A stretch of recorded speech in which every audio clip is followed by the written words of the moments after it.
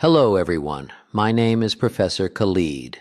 Welcome back to Journey Through the Colonial Archives. Episode 3, The Papal Bulls.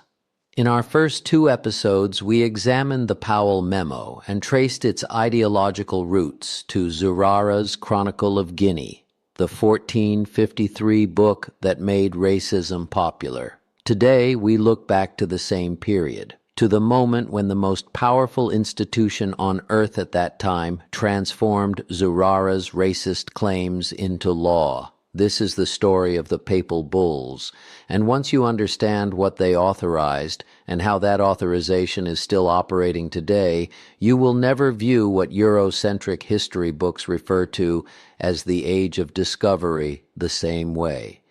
The year is 1455. The man is Pope Nicholas V.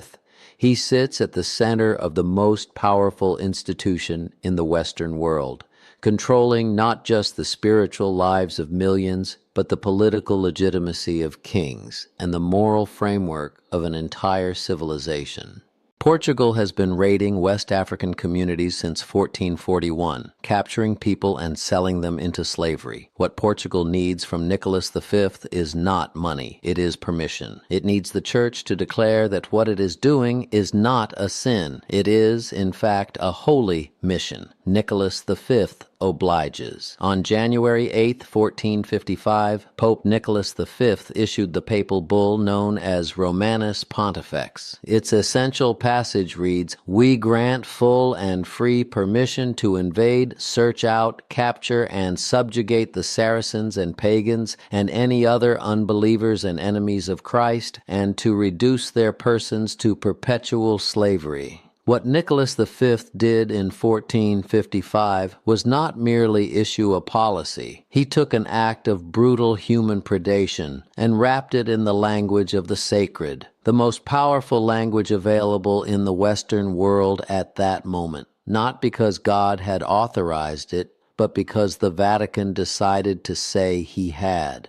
Two documents followed. In 1456, the bull Inter Caetera Divinae extended Portugal's rights further down the African coast, and in 1493, Pope Alexander VI divided the entire non-European world between Spain and Portugal along a line drawn on a map. The people already living in those places were not consulted. They were mentioned only as souls to be converted and bodies to be put to work. 4 documents, 3 popes, the subjugation of the entire non-European, non-Christian world, authorized. The papal bulls did not stay in the 15th century. In 1823, the United States Supreme Court decided Johnson versus McIntosh, answering the question whether Native Americans can sell land directly to private citizens.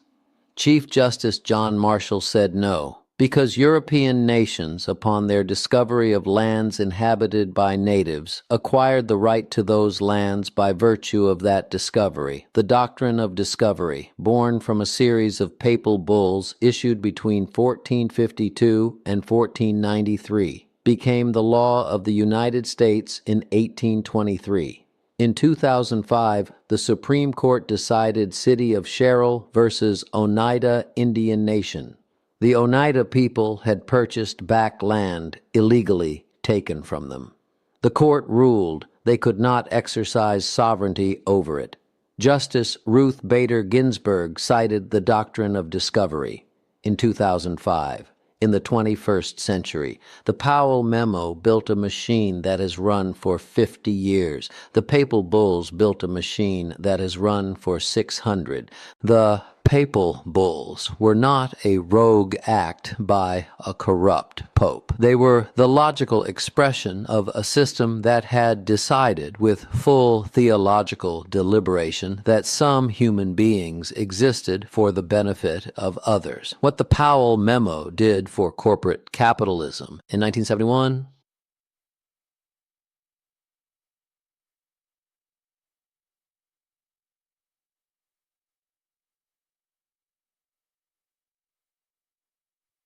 did it for colonial capitalism in 1455. They provided the moral framework. They turned predation into providence. I'm not here to indict the Catholic Church. I'm here to read the document.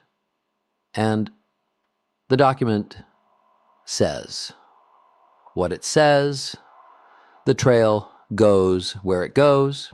Romanus Pontifex is publicly available. Read it alongside Johnson versus McIntosh. Read it alongside City of Sherrill. Follow the trail from 1455 to 1823 to 2005 and ask yourself, how does a piece of parchment outlast empires, revolutions, and constitutions to remain active law in the 21st century? Our next episode answers that question. We travel to Berlin in 1884, where 14 European nations gathered without a single African present and drew the map of a continent they did not own. The lines they drew that day are still the lines on the map. I'm Professor Khalid. Join me next time as we continue our journey through the colonial archives.